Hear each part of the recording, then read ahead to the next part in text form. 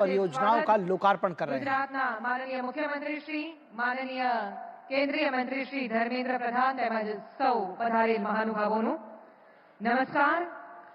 पुरातत्व अनुभवात्मक संग्रहालय प्रेरणा कॉम्प्लेक्स एवं वडनगर स्पोर्ट्स कॉम्प्लेक्स का उद्घाटन तथा वडनगर में विरासत परिसर विकास योजना, शहरी सड़क विकास तथा सौंदर्यीकरण के अवलोकन हेतु पधारे समारोह के अध्यक्ष माननीय केंद्रीय मंत्री श्रीमान अमित शाह, भारत सरकार के माननीय शिक्षा मंत्री श्रीमान धर्मेन्द्र प्रधान जी, गुजरात के माननीय मुख्यमंत्री श्रीमान भूपेंद्र पटेल जी, उपस्थित सभी अतिथिगण, मंत्रीगण, मंचासीन सभी अतिथि एवं आप सभी का भी बहुत बहुत स्वागत। सतयुग में चमत्कारपुर, त्रेता आनंद धाम, द्वापर युग में मानपुर ने वडनगर कलीनाम। આપણા વડનગરના આંગણે જ્યારે મહાનુભાવો પધાર્યા છે ત્યારે તેમનું વિધિવત રીતે સ્વાગત સન્માન કરીશું। સૌપ્રથમ વિનંતી કરીએ છીએ ગુજરાત સરકારના અગ્ર સચિવ શ્રી અશ્વિની કુમાર અને મહેસાણાના કલેક્ટર શ્રી એમ નાગરાજનને કે આપ બંને સાથે મળીને માનનીય કેન્દ્રીય મંત્રી શ્રી અમિતભાઈ શાહનું સ્વાગત અભિવાદન કરશો। આપ સૌના ઉમળકાને પણ આપ તાલીઓના ગડગડાટથી મંચ સુધી અભિવ્યક્ત કરશો। અને હવે વિનંતી કરીએ છીએ મંચસ્થ સૌ મંત્રીગણ, માનનીય સાંસદગણ અને માનનીય ધારાસભ્યગણ, આપ સૌને વિનંતી આપ પણ આજના પ્રસંગે ગુજરાતના આંગણે પધારેલા આપણા સૌના લોકપ્રિય नेता આદરણીય શ્રી અમિતભાઈ શાહનું સ્વાગત કરશો। માનનીય મંત્રી સર્વે શ્રી ઋષિકેશભાઈ પટેલ, શ્રી મુળુભાઈ બેરા, શ્રી હર્ષભાઈ સંઘવી સાથે સૌ મહાનુભાવો। અને હવે આમંત્રિત કરીએ છીએ જિલ્લા ભાજપની ટીમને। आप सौ पण झड़पथी मंच पर पधारशो।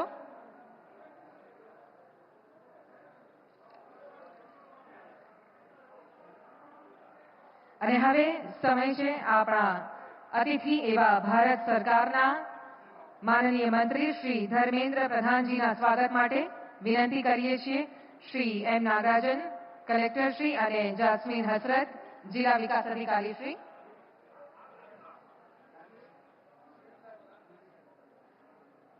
અને હવે વિનંતી કરીએ છીએ શ્રી અશ્વિની કુમાર, શ્રી જાસ્મીન હસરત અને જિલ્લા ભાજપની ટીમને આપ સૌ મંચ પર પધારશો માનનીય મુખ્યમંત્રી શ્રીના સ્વાગત સન્માન માટે। ભારત સરકારના માનનીય મંત્રી શ્રી ધર્મેન્દ્ર પ્રધાનજીનું સ્વાગત થઈ રહ્યું છે અને હવે સ્વાગત માનનીય મુખ્યમંત્રી શ્રીનું। ખૂબ તાળીઓ સાથે આપણે પણ તેમનું સન્માન કરીએ। ધન્યવાદ। કીર્તિ તોરણ સમૂહ જેનું પ્રવેશદ્વાર, જેની હવામાં તાના રીરીના સ્વર, શર્મિષ્ઠા તળાવ, હાટકેશ્વર મહાદેવને વિવિધ કુંડ, અહીં શોભે છે જૈન મંદિર ને બૌદ્ધ સ્તૂપ, સંસ્કૃતિ, સ્થાપત્ય અને કલાને પોંખતું વડનગર, પ્રખર રાષ્ટ્રપુરુષ મોદીજીની जन्मभूमि છે वडनगर। आइए देखते हैं वडनगर के अतीत, वर्तमान और भविष्य पर बनी एक फिल्म।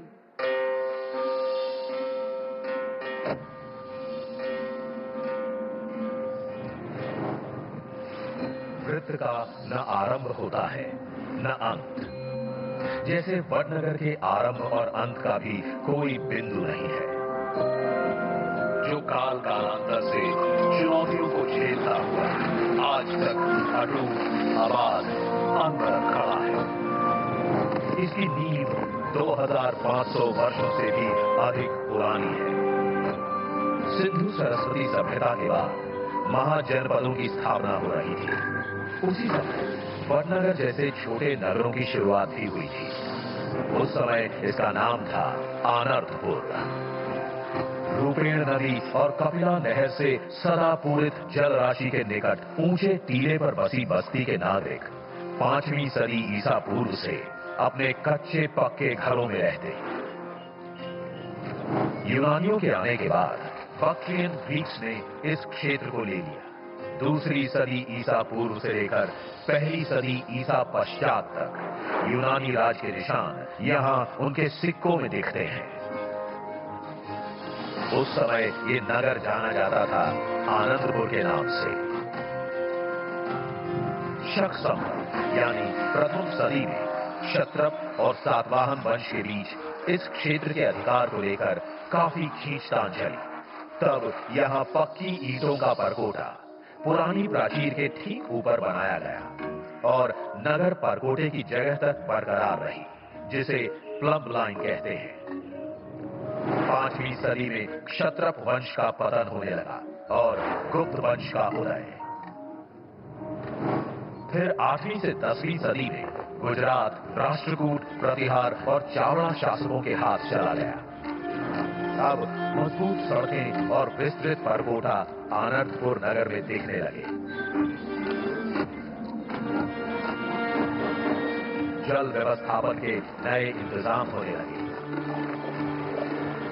10वीं सदी में गुजरात की बागडोर सोलंकी वंश के चालुक्य शासकों ने संभाली। अब वडनगर को एक और नाम मिला, विप्रपुर। तरह तरह के कारखाने इस काल की विशेषता थे। एक साथ मिली धातु पिघलाने ढालने की 8 भट्टियां इसका प्रमाण है। इसी कालखंड में शर्मिष्ठा झील पर घाट, वाव, कुएं, तालाब बनाकर जल व्यवस्था को और सुडौल किया गया और बना कीर्ति तोरण, जो आधुनिक वडनगर की पहचान और शान है। मध्य युग में यहां पर सुल्तानों और मुगलों का शासन रहा। अब वडनगर वृद्धनगर के रूप में भी प्रचलित था। इस दौर में परकोटे की ऊंचाई बढ़ी, जिनके बुर्ज अब चतुर्भुज नहीं वृत्ताकार बनने लगे थे।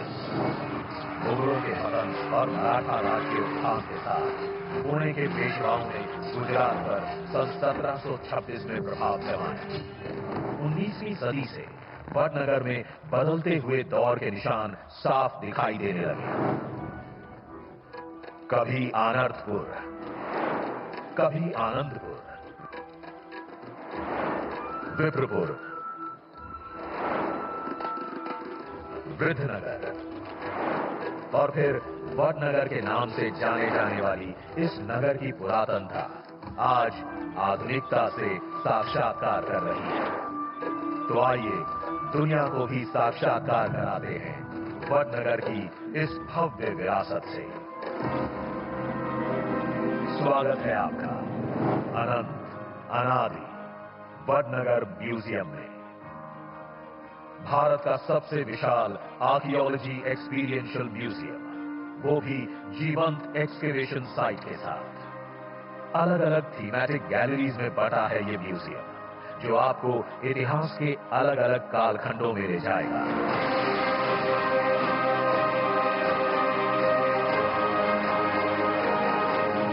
आपका स्वागत होगा ओरिएंटेशन गैलरी से।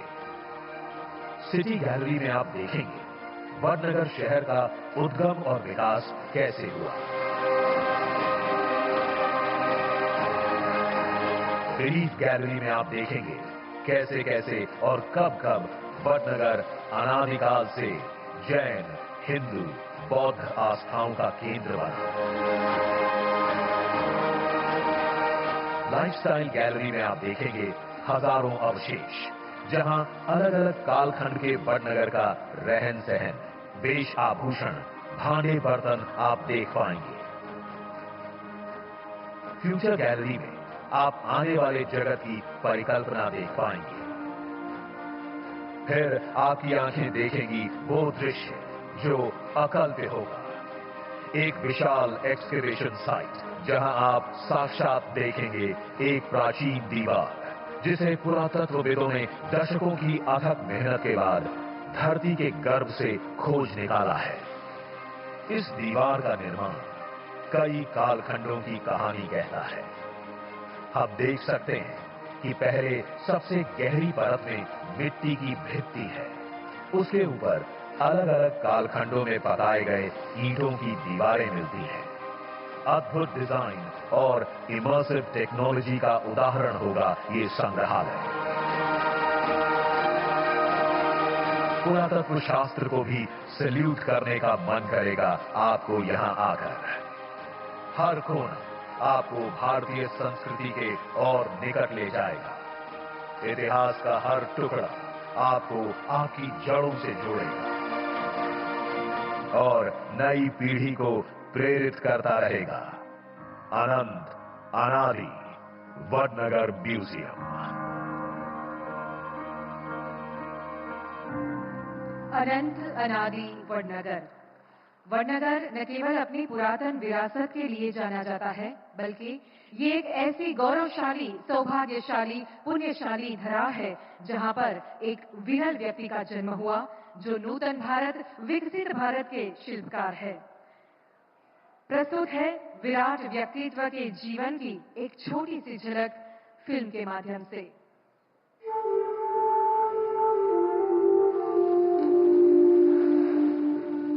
माटी कहीं भी जाओ हमेशा साथ आती है।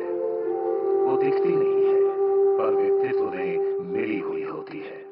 जैसे नरेंद्र मोदी जी के अस्तित्व में घुली हुई है वडनगर की मिट्टी। जब पहली बार उन्होंने सबका साथ सबका विकास का विचार सोचा था, तब उनकी सोच में महक रही थी वडनगर की 2500 साल पुरानी हिंदू, बौद्ध, जैन संस्कृति, जिसे छूकर वे बड़े हुए थे। जब पहली बार दुनिया को योग का संदेश दिया था, तब उनके मन में चमक रहे थे वो योगी, वो तपस्वी, जो वडनगर की पावन धरती पर तप किया करते थे। देश भर के आस्था के स्थानों का जब कायाकल्प कराया नरेंद्र भाई ने, तब उनके माथे पर लगी हुई थी वडनगर की वो मिट्टी, जहां हर धर्म पंथ के अनुयायियों का उनके घर पर आना जाना होता था। उनकी हर सुबह भजनों से होती थी और शाम धार्मिक कहानियों से होती थी। चाहे आपातकाल में अन्याय से लड़ना हो, या लाल चौक पर तिरंगा फहराना, या आतंकवाद को मुंहतोड़ जवाब देना, जब जब मोदी जी ने संघर्ष छेड़ा, तब तब उनके जहन में थी अपनी जन्मभूमि की मिट्टी, जिसने युगों युगांतरों के आक्रमणों में भी झुकना ना जाना। दिन रात बिना रुके, बिना थके देश सेवा में लगे रहने वाले प्रधानमंत्री मोदी जी के श्रम में श्रेय है उस मिट्टी का, जिसमें खेलकर उन्होंने अपना शरीर कसा था। जिस भी देश में ये जाते हैं, जिन संगठनों से मिलते हैं, उद्यमिता और कूटनीति से दिलों को जीत कर आते हैं, इन कर्मों में भी वडनगर की मिट्टी का प्रभाव झलकता है। जहां देश देशांतरों से व्यापारी आते जाते रहते थे, गरीब परिवारों की सेवा करते वक्त भी ये मिट्टी ही उन्हें प्रेरित करती है, जिसने खुद गरीबी देखी थी। मजबूर माताओं के दुख मिटाते समय अक्सर उनकी आंखें भर आती हैं। अब जब हम छोटे थे तो हमारा गुजारा करने के लिए वे अड़ोस पड़ोस के घरों में बर्तन साफ करना, पानी भरना, क्योंकि उन्होंने अपनी मां को उसी मिट्टी के चूल्हे पर अपनी आंखें जलाते देखा था। पिता को उसी मिट्टी के प्यालों में रेलवे स्टेशन पर चाय परोसते देखा था। जब जब उन्होंने भ्रष्टाचार से भिड़ंत की, तब तब वडनगर की अदृश्य मिट्टी उनकी जेब में थी। न खाता हूं न खाने दूंगा। जहां उनमें गरीबी में भी ईमानदारी के उसूलों का सिंचन हुआ था। आज ग्लोबल वार्मिंग से लेकर विश्व शांति तक के हर वैश्विक प्रश्नों का उत्तर देने वाले नरेंद्र मोदी जी ने वडनगर के इस स्कूल में बहुत प्रश्न किए थे, और शिक्षकों ने तथा संघ के गुरुओं ने उनकी जिज्ञासा को सही दिशा में भी मोड़ा। मिट्टी ही सवालों को जन्म देती है और समय आने पर संतोष भी दे देती है। भारतीय कला और उत्पादों को आज दुनिया भर में पहुंचा रहे हैं ये, क्योंकि उनकी मिट्टी कला की राजधानी हुआ करती थी।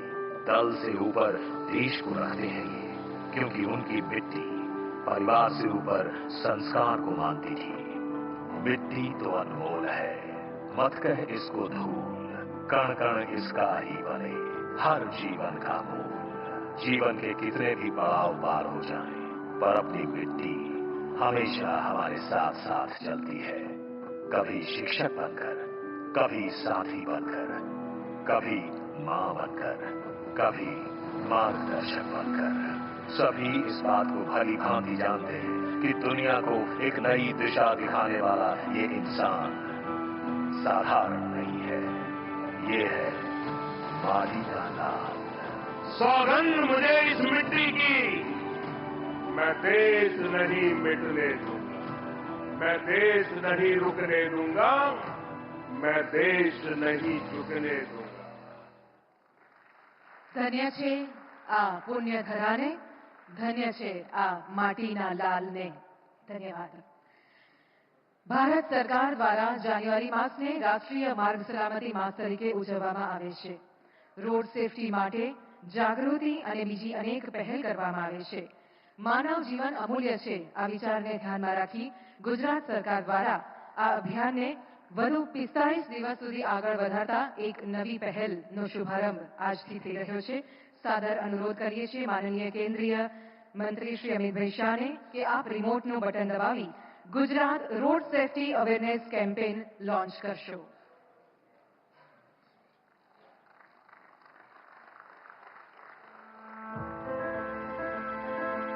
એક હસતો રમતો પરિવાર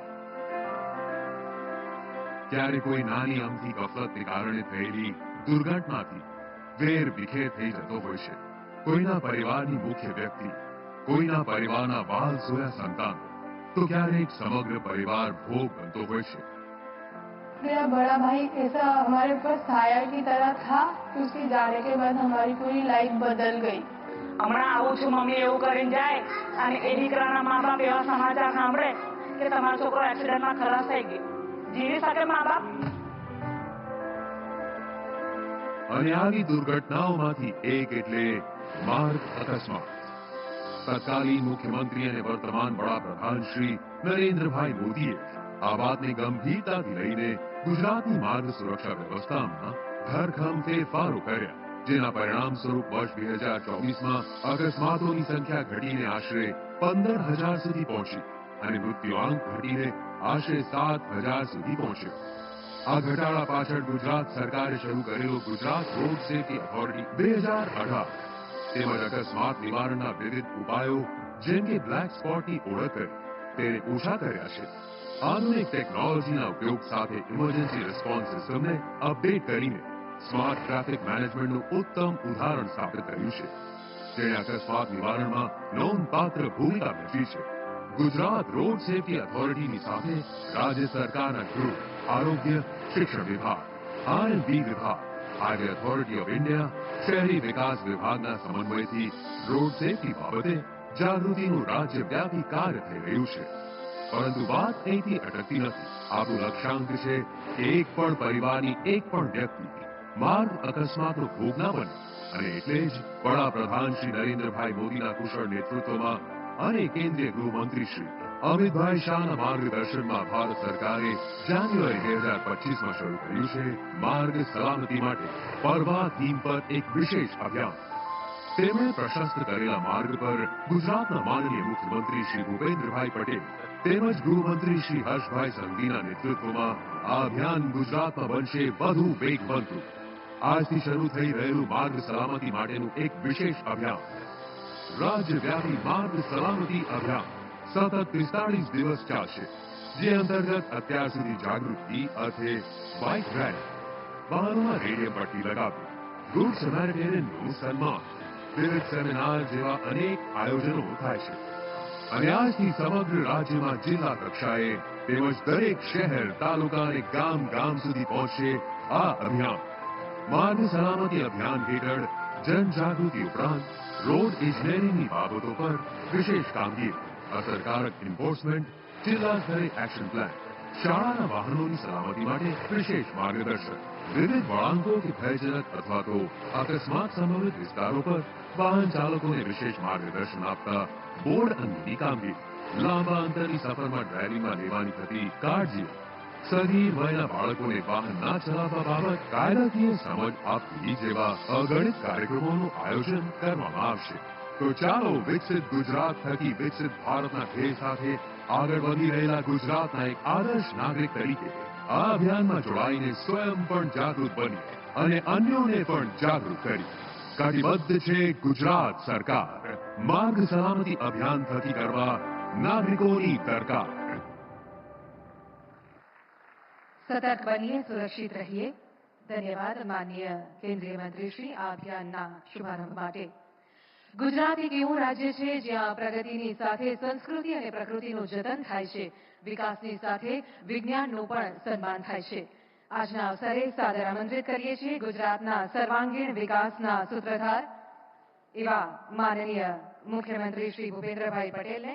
અને આજના પ્રસંગે એક મહત્વનો શુભારંભ થઈ રહ્યો છે.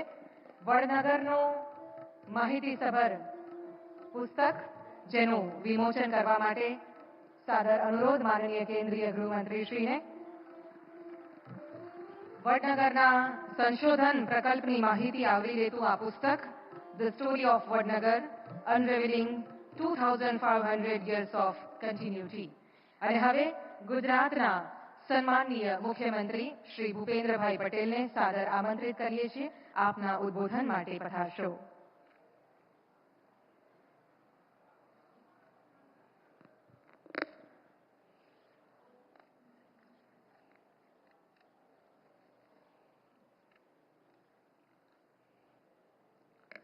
સમગ્ર વિશ્વમાં આગવી ઓળખ ધરાવતા વડનગર ખાતે વિવિધ પ્રકલ્પોના લોકાર્પણ પ્રસંગે આપણી સૌની સાથે મંચ ઉપર ઉપસ્થિત મક્કમ મનોબળ તથા દ્રઢ સંકલ્પના ધની કેન્દ્રીય ગૃહ અને સહકારિતા મંત્રી શ્રી અમિતભાઈ શાહ સાહેબ, કેન્દ્રીય મંત્રી શ્રી ધર્મેન્દ્ર પ્રધાનજી, મારા સાથી મંત્રી શ્રી ઋષિકેશભાઈ પટેલ, મુળુભાઈ બેરા, શ્રી હર્ષભાઈ સંઘવી, સાંસદ શ્રી હરિભાઈ પટેલ, રાજ્યસભાના સાંસદ શ્રી મયંકભાઈ નાયક, જિલ્લા પંચાયતના પ્રમુખ શ્રીમતી તૃષાબેન પટેલ, મારા સૌ સાથી ધારાસભ્યશ્રીઓ, વરિષ્ઠ આગેવાન શ્રી સોમભાઈ મોદી, સૌ અધિકારીગણ, ચૂંટાયેલા જનપ્રતિનિધિ, વિશાળ સંખ્યામાં ઉપસ્થિત સૌ નગરજનો, પ્રેસ મીડિયાના મિત્રો, આપ સૌને મારા નમસ્કાર. જય હાટકેશ. ગુજરાતના પ્રાચીન શહેર અને બુદ્ધ વિરાસત સહિતની ભવ્યતા ધરાવતા વડનગરમાં આજે વિકાસ બી વિરાસત બીનો મંત્ર સાકાર થયો છે. વિશ્વ નેતા અને યશસ્વી વડાપ્રધાન વિકાસ પુરુષ આદરણીય શ્રી નરેન્દ્રભાઈ મોદી સાહેબની જન્મભૂમિ વડનગર પોતાના ઐતિહાસિક વારસાને આધુનિક આયામો સાથે વિશ્વ સમક્ષ પ્રસ્તુત કરી રહ્યું છે. આપણા કર્મઠ અને લોકપ્રિય ગૃહમંત્રી Shri Amitbhai Shah archaeological experience museum, પ્રેરણા સ્કૂલ અને સ્પોર્ટ્સ કોમ્પ્લેક્સ એમ ત્રિવિધી વિકાસ કામોની ભેટ આપવા આજે આપણને પધાર્યા છે. 2500 વર્ષ કરતા પણ વધુ સમયની સાંસ્કૃતિક વિરાસત સાથે અનંત અનાદિ વડનગરની આધુનિક નવીન યાત્રાએ વિરાસતોના ગૌરવ કરવાના વડાપ્રધાનશ્રીના વિઝનને અનુરૂપ છે. વડનગર, બહુચરાજી, તારંગા, અંબાજી, ધરોઈ ડેમ સહિતની પ્રવાસન વિવિધતા ધરાવતા ઉત્તર ગુજરાતમાં હવે આ એક નવું મોરપીછું ઉમેરાયું છે. આ ધરતીના પનોતા પુત્ર વડાપ્રધાનશ્રી ઉત્તર ગુજરાતને હેરિટેજ મ્યુઝિયમ વર્લ્ડ મેપ પર ચમકાવ્યું છે. આજે તે દિશામાં આગળ વધતા વડાપ્રધાનશ્રીની વતન ભૂમિ વડનગરને લગભગ 403 કરોડ રૂપિયાની વધુના વિકાસ કામો કેન્દ્રીય ગૃહ અને સહકારિતા મંત્રી શ્રી અમિતભાઈ શાહ સાહેબના હસ્તે મળ્યા છે. આપણું આ વડનગર ગુજરાત અને ભારતની પ્રાચીન નગરીઓના ઇતિહાસમાં સુવર્ણ અક્ષરે અંકિત છે. આવા ભવ્ય દિવ્ય નગરને વડાપ્રધાનશ્રીના માર્ગદર્શનમાં ભારતનું મોસ્ટ પ્રિફર્ડ આર્કિયોલોજીકલ ડેસ્ટિનેશન બનાવવાની નેમ સરકારે રાખી છે. વડાપ્રધાન શ્રી નરેન્દ્રભાઈ મોદીએ બાળપણમાં વડનગરની જે પ્રાથમિક શાળામાં અભ્યાસ કર્યો હતો તેને ભારત સરકાર દ્વારા પ્રેરણા પ્રોજેક્ટ હેઠળ અદંતર રૂપ આપવામાં આવ્યું છે. ભારત સરકાર દ્વારા વડનગરના પુરાતન વારસાને આધુનિક રૂપમાં લોકોની સામે રજૂ કરતા અદ્યતન આર્કિયોલોજીકલ એક્સપિરિયન્સ મ્યુઝિયમનું પણ ઉદ્ઘાટન થયું છે. અહીં ઇતિહાસ પ્રેમીઓ પુરાતન વડનગરની શેરીઓમાં ફરી રહ્યા હોવાનો જીવંત અનુભવ લઈ શકે તેવી આધુનિક વ્યવસ્થા ટેકનોલોજીના ઉપયોગથી કરવામાં આવી છે. રાષ્ટ્રહિત અને દેશની સમૃદ્ધ વિરાસતનું ગૌરવ કરનારું વિઝનરી નેતૃત્વ કેવા મોટા બદલાવ લાવી શકે તે વડનગરના સંતાન મોદી સાહેબે દેશ અને દુનિયાને બતાવ્યું છે. વડાપ્રધાનશ્રીએ દેશનું શાસન દાયિત્વ સંભાળતા જ આપણા દેશની સમૃદ્ધ વિરાસતોનો શોધી કાઢવું અને તેનું યથોચિત ગૌરવ પ્રસ્થાપિત કરવાની પ્રેરણા આપી છે. ભારતીય પુરાતત્વ વિભાગે 2016 થી 22 દરમિયાન અહીં વડનગરમાં ઉત્ખનન કાર્ય કરીને બૌદ્ધ મતના અવશેષો સહિત 2500 વર્ષની અમૂલ્ય સંપદા શોધી કાઢી છે. આજે લોકાર્પિત થયેલા 4 માળના મ્યુઝિયમમાં આવી 5000 થી વધુ પુરાતત્વ કલાકૃતિઓ જેવા મળશે. વડનગર રેલવે સ્ટેશનનો વિકાસ તેમજ ઐતિહાસિક શર્મિષ્ઠા તળાવનું પણ નવીનીકરણ કરવામાં આવ્યું છે. વડાપ્રધાનશ્રીના માર્ગદર્શનમાં રાજ્ય સરકાર પણ વડનગરના સમૃદ્ધ સાંસ્કૃતિક વારસાની જાળવણીની સાથે આ નગરને જરૂરી પાયાની અદ્યતન સુવિધાઓ તથા પ્રવાસન વિકાસના સુવિધા આપવા માટે પ્રતિબદ્ધ છે. વડનગરમાં મોડર્ન અર્બન ફેસિલિટી સાથે મકાનોને શેરીઓને હેરિટેજ ટચ આપવા અને વડનગરમાં ટ્રાફિક વ્યવસ્થાપન બ્યુટિફિકેશન અને આગવી ઓળખ માટે પણ 140 કરોડ રૂપિયા મંજૂર કર્યા છે. મલ્હાર રાગ ગાઈને સંગીત સમ્રાટ તાનસેનના દેહના દહને શાંત આપનાર વડનગરની 2 બહેનો તાના અને રીરીની સ્મૃતિમાં દર વર્ષે તાના રીરી સંગીત મહોત્સવનું આયોજન પણ વડનગરમાં કરવામાં આવે છે. શ્રી નરેન્દ્રભાઈ મોદીએ 2003માં આ મહોત્સવની શરૂઆત કરાવી હતી. દર વર્ષે શાસ્ત્રીય સંગીતના ખ્યાતનામ કલાકારોને તાનારીરી એવોર્ડનું સન્માન અપાય છે.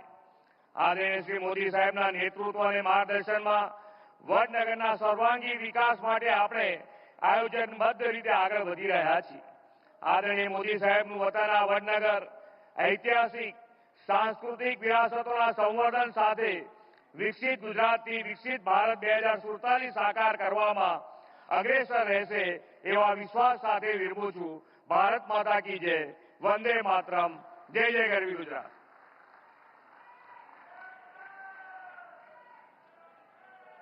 खूब खूब आभार माननीय मुख्यमंत्री श्री आपना प्रेरणादायी उद्बोधन माटे। आज हमारे लिए परम गौरव की बात है कि भारत सरकार के माननीय शिक्षा मंत्री श्रीमान धर्मेंद्र प्रधान जी हमारे बीच गुजरात की धरती पर पधारे हैं। मान्यवर, आपसे सादर अनुरोध करते हैं आपके प्रेरणादायी वक्तव्य के लिए पधारें।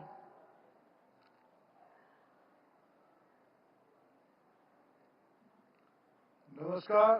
जय बाबा हटकेश्वर की। आज की स्टोरी ऑफ वडनगर की इस मंच पे उपस्थित भारत के लोकप्रिय जननेता, केंद्रीय गृह तथा सहकार विभाग के मंत्री, हम सभी के नेता आदरणीय अमित भाई शाह जी, गुजरात के मुख्यमंत्री आदरणीय भूपेंद्र भाई पटेल जी, मंच पे उपस्थित गुजरात शासन की सभी आदरणीय मंत्रीगण, महानुभाव तथा इस कार्यक्रम में उपस्थित सभी भाइयों और बहनों, पत्रकार साथीगण, अधिकारी मित्रगण। मित्रों, मैंने साहित्य में पढ़ा था तपोभूमि के बारे में। कभी कभी भाषण में एक भूमि को, एक भूखंड को एक साहित्यिक अंदाज में कहने का भी कभी कभी अवसर मिला है। मित्रों, लेकिन मैं कई बार वडनगर आया हूं। वडनगर आज नया रूप ले रहा है।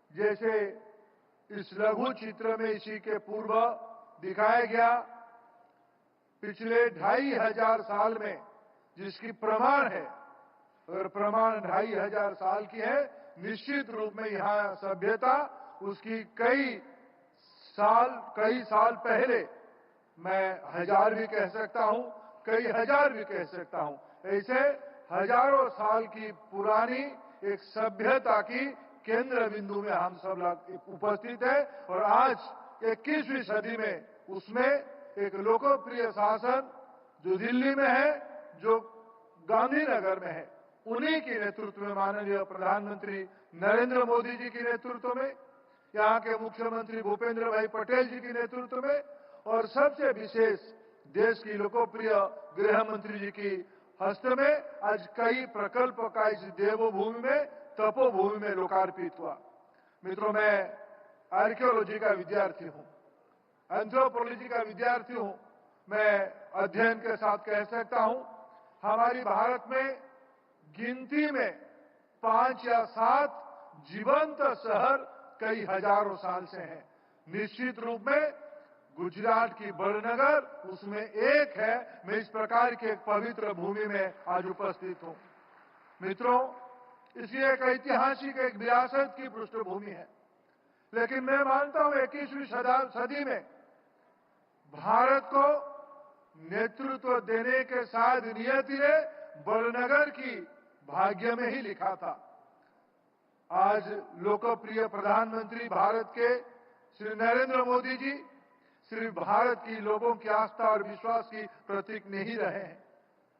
पिछले G20 की प्लेटफॉर्म में विश्व की गरीब देशों की एक मंच बना के, ग्लोबल साउथ मंच बना के, उन्होंने आज विश्व की गरीबों की विश्वास और आस्था की केंद्र बना है। ऐसे एक वैश्विक कल्पना आखिर उनको मिला कहां से? निश्चित रूप में मैं इस पवित्र भूमि को प्रणाम करता हूं, नमन करता हूं, और इसमें श्रेय आप ही लोगों को देता हूं। यहीं के संस्कार, यहीं की संवेदनशीलता, यहीं की समर्पण उनकी मन में एक बटवृक्ष की रूप लिया है। वो विचार आज एक महाद्रुम की रूप लिया है, जिसकी छाया में, जिसकी आश्रय में आज विश्व के कई लोग निर्भर करते हैं। आज अनेक कार्यक्रम हुआ, विशेष करके गुजरात शासन, भारत सरकार दोनों की प्रयासों से, जहां माननीय हमारे नेता प्रधानमंत्री मोदी जी अपने प्रारंभिक शिक्षा प्राप्त किए, जो वर्नाकुलर स्कूल में उन्होंने पढ़ाई किया, उस स्कूल में एक नेतृत्व विकास की नया प्रयास शुरू किया गया है। प्रेरणा संकुल में हर एक सप्ताह गर्मी की 2 महीना छोड़ के साल की 10 महीने में भारत की 9 जिलाओं में से 2-2 बच्चे प्रतियोगिता के आधार पे, रसूखदार लोगों की बच्चे नहीं, सामान्य मेधावी विद्यार्थियों को एक प्रतियोगिता के माध्यम से चयन करते हुए, और एक जिला गुजरात के, उनमें से 2 बच्चे, ऐसे 20 बच्चों की एक बैच, ऐसे 42 बैच, यानी 840 विद्यार्थियों का एक साल का सफल प्रयोग के उपरांत, जिसमें मोदी जी कहां पढ़े थे, परिवेश क्या था, ये पुष्करणी क्या है, ये तानारीरी क्या है, ये मोढेरा की सूर्य मंदिर क्या है, ये वीर भूमि क्या है, ये हटकेश्वर महाराज क्या है, जिसमें एक नया मानव सभ्यता का प्रतिछवि है, प्रमाण है। ऐसे एक माहौल में देश की नौजवान आज जुड़ रहे हैं। आज उसकी ठीक 1 साल होने के बाद उसको देश के लिए माननीय गृह मंत्री जी की कर कमल में उसको लोकार्पित किया गया। ऐसे पवित्र काम आज देश के लिए यहीं से समर्पित किया गया। मित्रों, मैं दुनिया की म्यूजियम में रुचि रखता हूं। मैं हमारे ASI के अधिकारियों को पूछ रहा था, इस प्रकार की एक्सपेरिंशियल म्यूजियम, जीवंत म्यूजियम, अनंत जिसकी नाम है, ऐसे म्यूजियम कहां हुआ है? शायद भारत में नहीं, विश्व में गिने चुने 2-3 जगह में इस प्रकार की म्यूजियम की उपलब्धि होगा। ऐसे ही आज एक वैश्विक धरोहर आज हमारी बड़नगर, हमारी महसाणा, हमारी गुजरात के इतिहास में जुड़ा। इसके लिए भी मैं आपको आभार प्रकट करता हूं। निश्चित रूप में आने वाले दिनों में जिस भूमि में चाइना की परिव्राजक हुएन आए थे, जिस भूमि में हजारों साल पहले सनातनी जैन सन्यासी और बौद्ध सन्यासी मिलकर एक संतुलित समाज की चित्रण किए थे, ऐसे एक तपोभूमि में मैं फिर आपको आभार प्रकट करता हूं देश की ओर से इस प्रकल्प का लोकार्पण करने के लिए। आज के अवसर पे सभी को शुभेच्छा। बहुत बहुत धन्यवाद।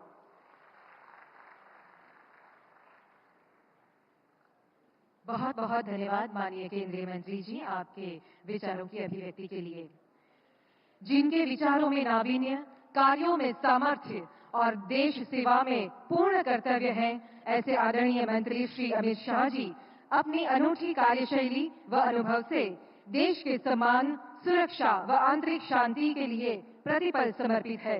आइए जोरदार तालियों के साथ स्वागत करते हैं मां भारती के सच्चे सपूत, गुजरात के गौरव, देश के यशस्वी माननीय केंद्रीय गृह एवं सहकार मंत्री श्री अमित शाह जी का।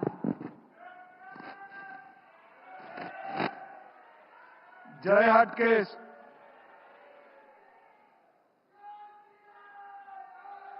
મારી સાથે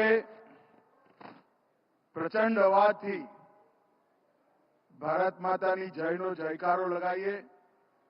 भारत माता की। क्यों भाई, क्या हो गया है वडनगर वालों को? ऐसी आवाज नहीं चलेगी। दोनों हाथ उठाइए, जरा उठाइए दोनों हाथ। वडनगर का संदेश देश दुनिया में पहुंचाने के संकल्प की मुट्ठी बींचिए और प्रचंड आवाज से बोलिए, भारत माता की जय श्री राम। आ टीवी वाला सेट કરીને બેસી જાઓ પેલા, હું અહીંયા જ ઉભો રહેવાનો છું। प्लीज बैसी जाओ जरा। आज के कार्यक्रम में मंच पर उपस्थित श्रीमान धर्मेंद्र प्रधान जी, केंद्रीय शिक्षा मंत्री, गुजरात राज्य के लोकप्रिय मुख्यमंत्री भाई भूपेंद्र पटेल जी, गुजरात के शिक्षा मंत्री ऋषिकेश भाई, पर्यटन मंत्री मुलू भाई, गृह मंत्री हर्ष संघवी, मेहसाणा के सांसद हरिभाई पटेल, राज्यसभा के सांसद मयंक नायक जी, मोदी जी के वडील बंधु सोमाभाई मोदी, जिला पंचायत की अध्यक्षा तृषाबेन पटेल, उपस्थित सभी अधिकारीगण और आज ये पुरातन नगरी में आए हुए वडनगर के वासी, आसपास से गांवों से पधारे हुए सभी भाइयों बहनों को मेरा नमस्कार, प्रणाम। सबसे पहले मैं वडनगर के स्थानीय देवता और नागरों के कुल देवता हाटकेश्वर महादेव को प्रणाम करता हूं। मैं आदि कवि नरसिंह मेहता जी की दोहित्री और शास्त्रीय संगीत और राग संगीत दोनों की विदुषी ताना रीरी को भी प्रणाम कर मेरी बात की शुरुआत करता हूं। मैं वडनगर में आया हूं।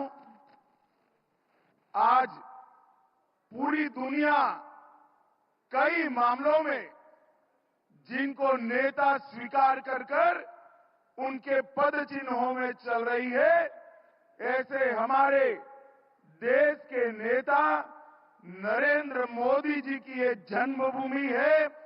मैं वडनगर की भूमि को कई बार प्रणाम करता हूं।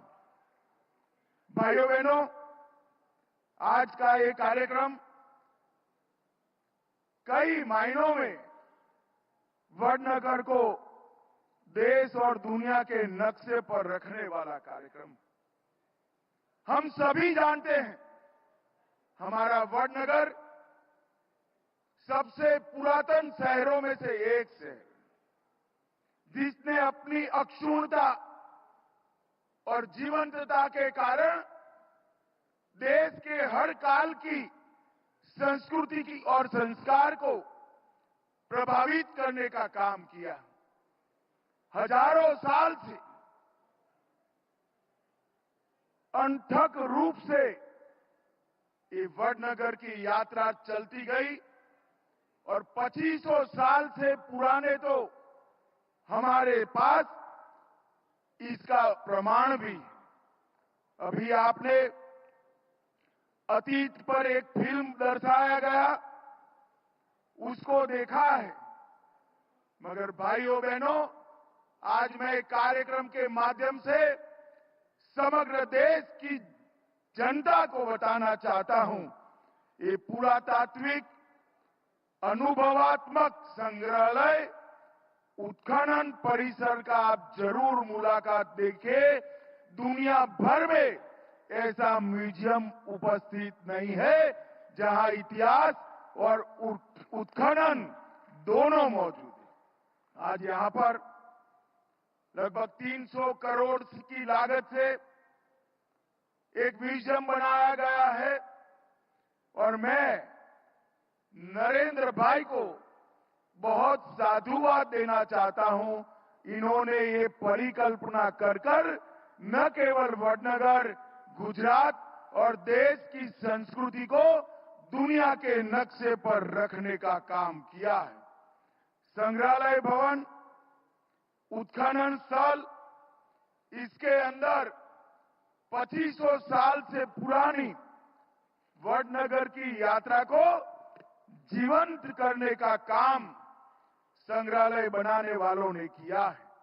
ये म्यूजियम न केवल वडनगर के पुरातन होने का बोध देता है, वडनगर के हर समय समयांतर में संस्कृति, व्यापार, नगर रचना, शिक्षा और शासन के भी कई सारे कंट्रीब्यूशन को, योगदान को उजागर करता है।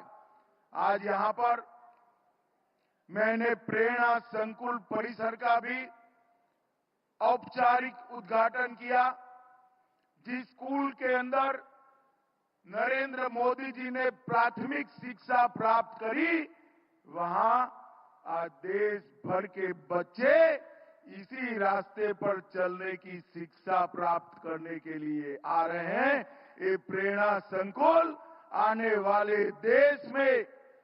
वाले देश के भविष्य में कई ऐसे बड़े व्यक्तियों का योगदान देने का काम करेगा।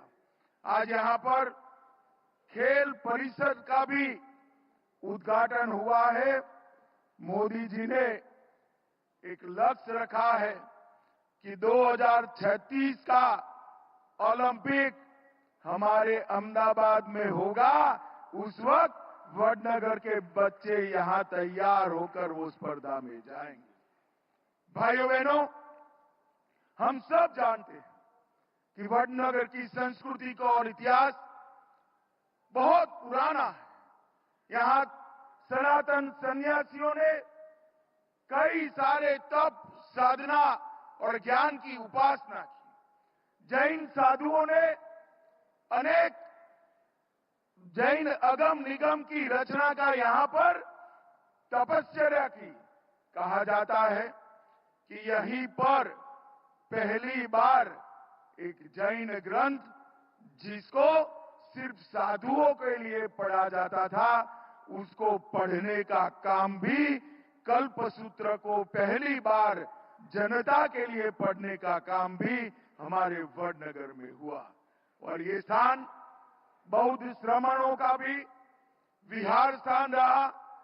ज्ञान की पिपासा बुझाने के लिए ढेर सारे बौद्ध श्रमण भी यहां पर आए।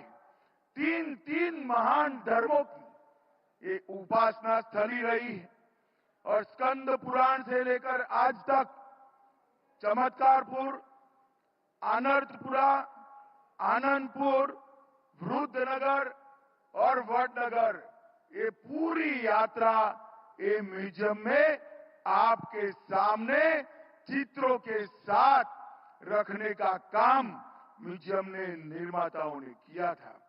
हेन सांग ने 7वीं शताब्दी के वडनगर का जो वर्णन किया और ईसा के बाद का वडनगर का भी पूरी यात्राओं को यहां रखा है।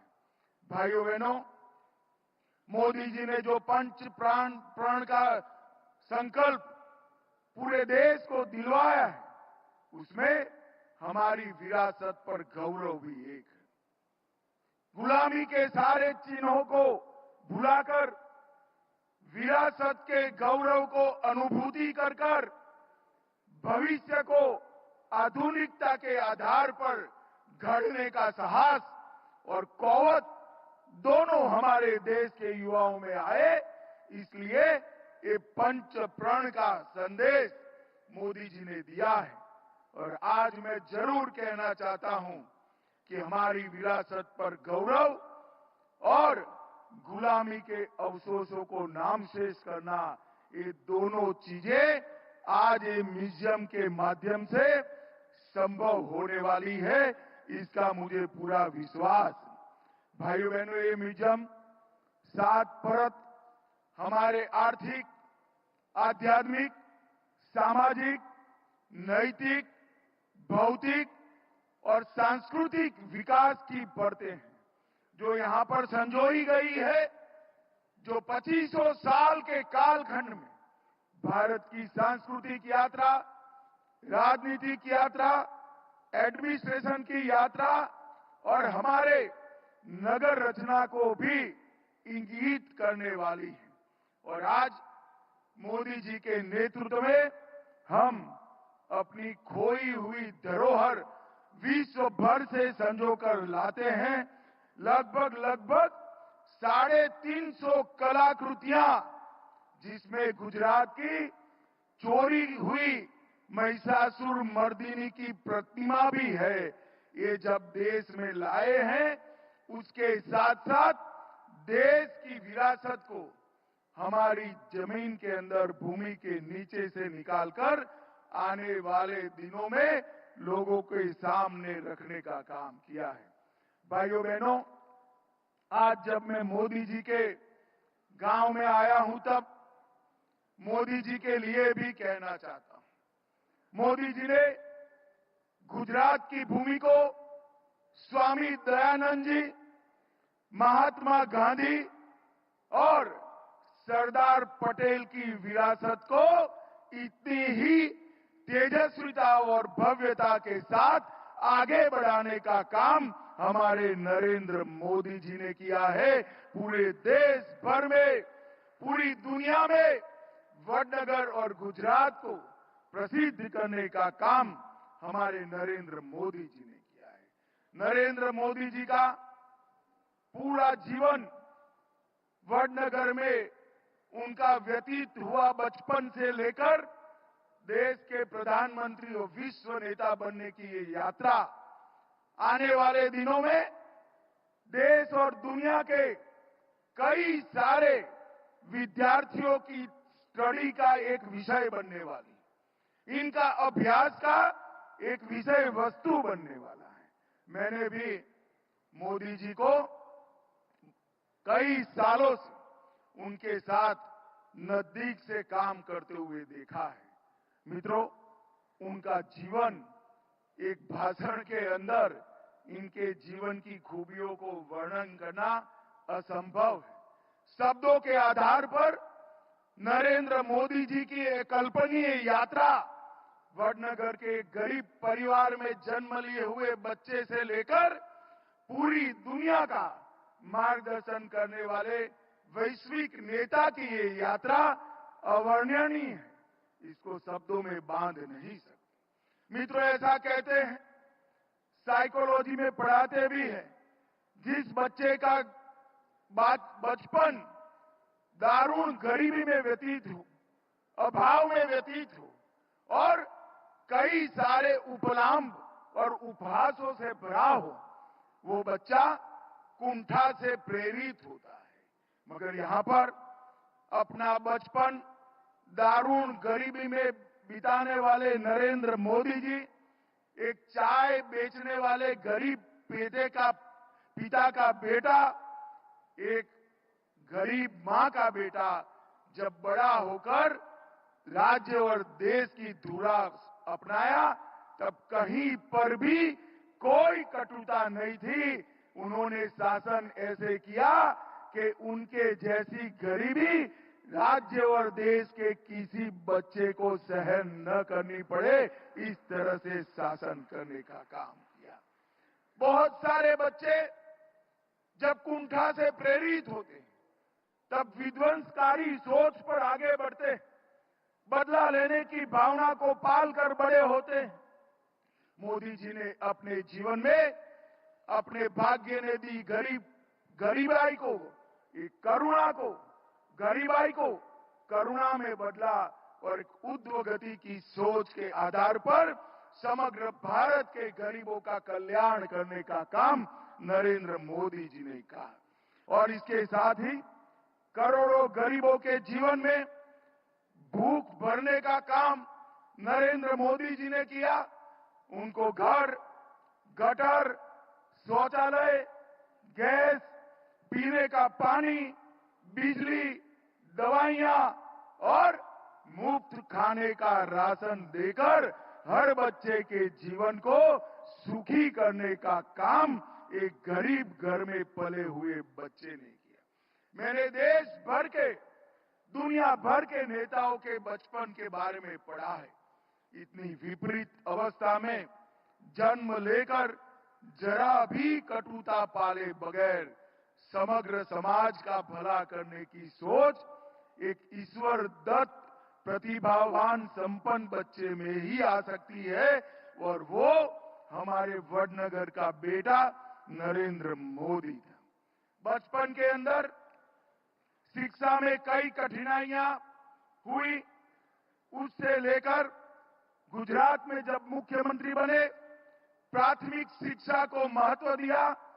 गुजरात में कन्या केलवनी यात्रा, बच्चियों को और बच्चों को पढ़ाने का एक अभियान लिया, और इसका परिणाम यह आया जब मोदी जी मुख्यमंत्री बने 37% ड्रॉप आउट रेशियो था, और जब मुख्यमंत्री से प्रधानमंत्री बने तब गुजरात का ड्रॉप आउट रेशियो 37% से 1% तक नीचे लाने का काम नरेंद्र मोदी जी ने किया।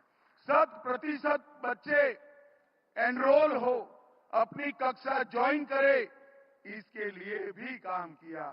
और जब वो आरएसएस के प्रचारक बने, पूरे गुजरात में एक भिक्षुक की भांति पूरे गुजरात का प्रवास किया। हर वर्ग के, हर जाति के, हर धर्म के लोगों के घर पे भोजन किया, और पूरे गुजरात की समस्याओं का उन्होंने जानकारी लेने का काम किया। और जब किसी भी पॉलिटिकल बैकग्राउंड के बगैर अपने प्रतिभा के आधार पर राजनीतिक क्षेत्र में काम करते करते मुख्यमंत्री बने, गुजरात में की समस्या जो उन्होंने स्टडी की थी, इसको एक एक कर इसका समाधान करने का काम नरेंद्र मोदी जी ने किया।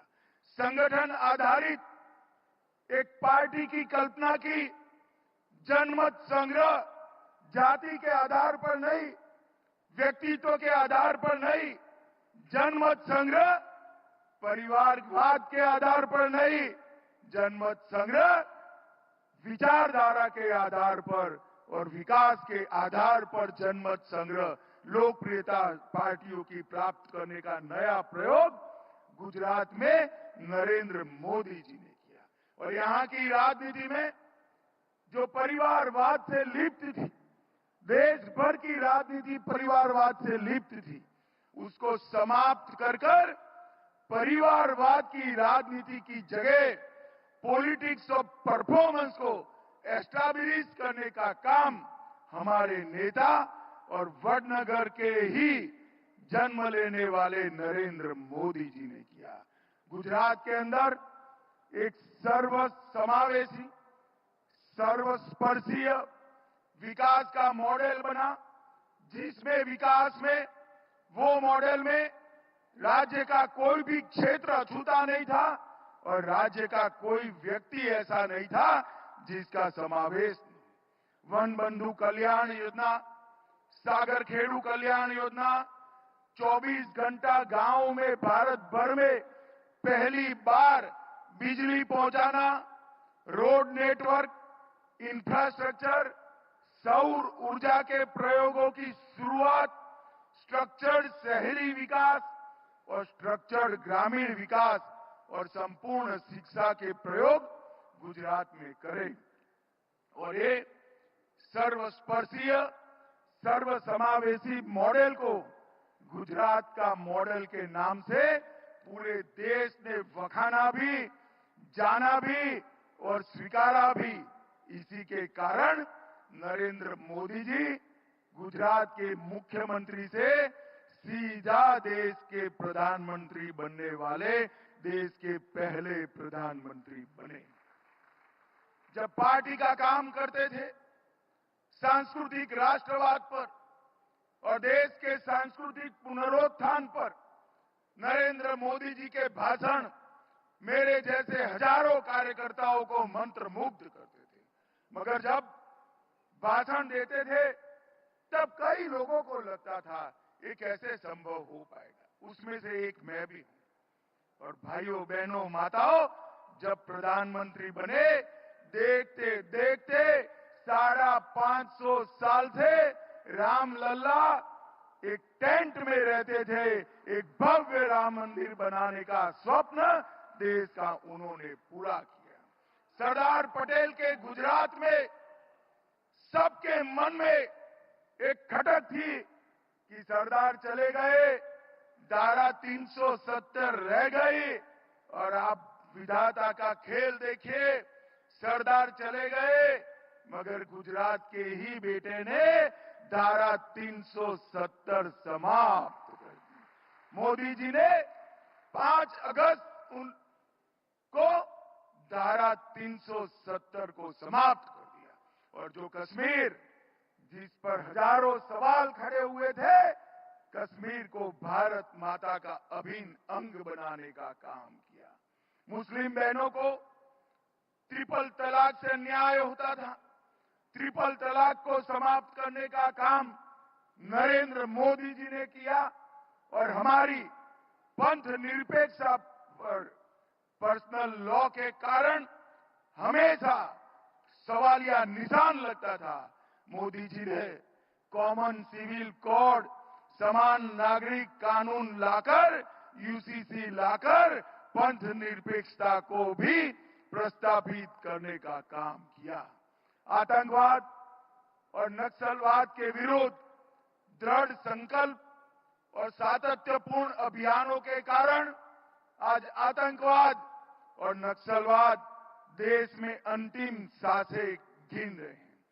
दृढ़ सुरक्षा नीति के कारण सर्जिकल स्ट्राइक और एयर स्ट्राइक कर पूरी दुनिया में एक संदेश भेज दिया कि हमारे देश की सेना और हमारे देश की सीमा, इसके साथ कोई छेड़खानी नहीं कर सकता, वरना परिणाम भुगतने पड़ते हैं।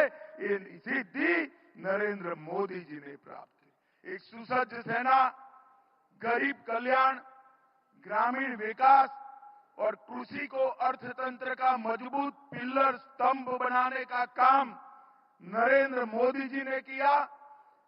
रोजगारी और ग्रामीण विकास के लिए सहकारिता मंत्रालय की स्थापना की, स्टार्टअप की भरमार खड़ी हुई और टेक्नोलॉजी का उपयोग कर एडमिनिस्ट्रेशन को सीधा गरीब के घर तक पहुंचाने का काम किया। टेक्नोलॉजी का जन कल्याण में उपयोग, डीबीटी हो, डिजिटल इंडिया हो, आधार कार्ड हो या ऑनलाइन बैंकिंग, ये सभी के लिए नरेंद्र मोदी जी ने आश्चर्यजनक तरीके से पूरी दुनिया में भारत को सभी देशों के आगे रखने का काम किया। और इतना ही नहीं, चंद्रयान के माध्यम से चंद्र के दक्षिण ध्रुव पर शिव शक्ति पॉइंट बनाकर भारत का तिरंगा चंद्रमा पर वही फहराने का काम किया। G20 में महात्मा गांधी की समाधि पर दुनिया भर के प्रमुख राष्ट्राध्यक्ष जब नतमस्तक होकर खड़े थे, तब हमें मालूम पड़ा कि आज भारत की ताकत क्या है। अर्थतंत्र को 11वें नंबर से 5वें नंबर पर लाए हैं। ये 10 ही साल में 11वें नंबर से 5वें नंबर पर आया है। और वडनगर वालों लिख कर रखना, 2027 में हम दुनिया का 3रे नंबर का अर्थतंत्र बनने वाले हैं। मेक इन इंडिया, इसके माध्यम से हजारों युवाओं को रोजगारी उपलब्ध करने के लिए प्रेरित किया, करोड़ों रोजगारी का निर्माण हुआ और भारत को मैन्युफैक्चरिंग का हब बना है। योग और आयुर्वेद इसके साथ साथ अपनी सभी भाषाओं को एक नई जिंदगी देने का काम भी नरेंद्र मोदी जी ने किया।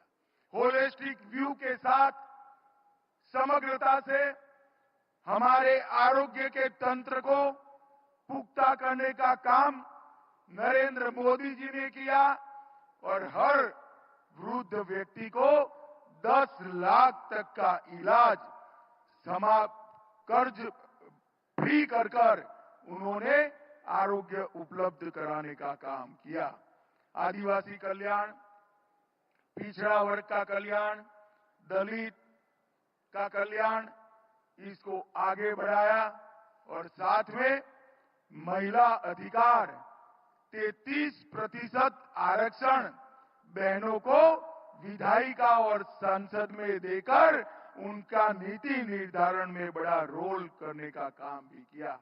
देश ने मोदी जी के समय में ही रीढ़ की हड्डी वाली विदेश नीति देखी और भारत ने किसी को आंख दिखाकर भी आगे नहीं बढ़ना, आंख झुकाकर भी आगे नहीं बढ़ना, सबके साथ आंख से आंख मिलाकर समानता से बात करने का एक परंपरा, नई विदेश नीति की रचना भी नरेंद्र मोदी जी ने की है। मित्रों, आज मैं इनके जन्म स्थान पर आया हूं, तब मैं इतना जरूर कहना चाहता हूं कि जब कोई 500 साल के बाद वडनगर का इतिहास लिखेगा, तब ताना रीरी और कई मनीषियों की तरह नरेंद्र मोदी के जन्म स्थान के रूप में भी अपने वडनगर को निश्चित याद करेगा। ऐसा काम एक ही जीवन में नरेंद्र भाई ने किया है और आज हर व्यक्ति अपनी मातृभूमि का ऋण उतारना चाहता है। नरेंद्र भाई ने 2500 साल की ये वडनगर की यात्रा को एक म्यूजियम बनाकर वडनगर को दुनिया के नक्शे पर रखने का काम किया है और आने वाले दिनों में नरेंद्र भाई ने जो संकल्प लिया है एक महान भारत की रचना का, जब आजादी की शताब्दी मनाई जाएगी उस वक्त हमारा देश पूरी दुनिया में हर क्षेत्र में पहले नंबर पर होगा। इस प्रकार के भारत की रचना करने का जो संकल्प नरेंद्र भाई ने लिया है, विकसित भारत का जो संकल्प लिया है, वो इस वडनगर की भूमि के बेटा ही पूरा करेगा, ऐसा पूरे देश और दुनिया को विश्वास है। आज फिर से एक बार यहां पर मैं आया हूं, तब वडनगर के सभी निवासियों को बहुत बहुत साधुवाद और अभिनंदन देना चाहता हूं। ये म्यूजियम वडनगर के इतिहास को दुनिया के नक्शे पर रखने वाला होगा और नरेंद्र मोदी जी का ये पुरुषार्थ, नरेंद्र मोदी जी का एक कर्मयोग, ये आने वाले दिनों में वडनगर को पूरी दुनिया में उत्सुकता, जानकारी प्राप्त करने का और अभ्यास करने का केंद्र बनाएगा, इसका मुझे विश्वास है। फिर से एक बार आप सभी को बहुत बहुत बधाई, साधुवाद और अभिनंदन। मेरे साथ जोर से बोलिए, भारत माता की, भारत माता की, वंदे वंदे, भारत माता की।